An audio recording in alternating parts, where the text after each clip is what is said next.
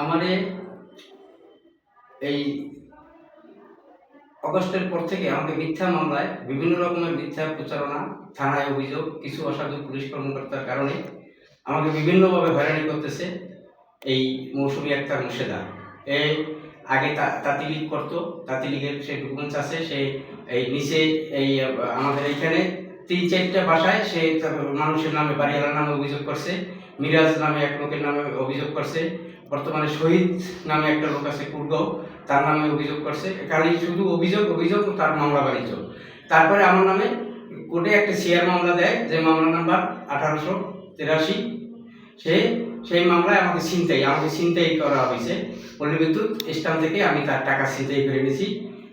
অভিযোগে লাগছে, থানায় অভিযোগ দিয়েছে মাসুদ এবং নোমান নামে এক সাংবাদিক আমার বাসায় যাইয়া অযথা হয়রানি করছে।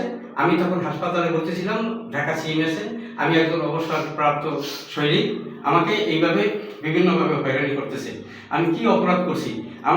সে আমাকে বিভিন্ন রকমের হয়রানি করে এবং সেই মামলায় আমি নাকি ছিনতাই করে তার টাকা পয়সা নিয়ে গেছি, সেটা সাক্ষী প্রমাণ মিথ্যা অভিযোগ দিয়া সে কোর্টে হেফাজত করছে।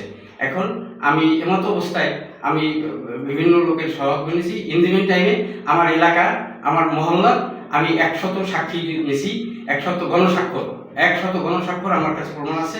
100 গণস্বাক্ষর নেওয়া হয়েছে, তারা সবাইকে আমাকে সহযোগিতাভাবে দিয়েছে। ইন দি মিন টাইমে সেই মসজিদে লোকের যাইয়া, মসজিদের সামনে সিসিটিভি ফুটেজ আছে, সেই মসজিদে যাইয়া হুজুরকে বকাবাদ্য করছে, বুড়া মানুষ, মুরব্বীরা সব চুট্টা লুচ্চা এরকম ধরনের বকাবাদ্য করে আসে।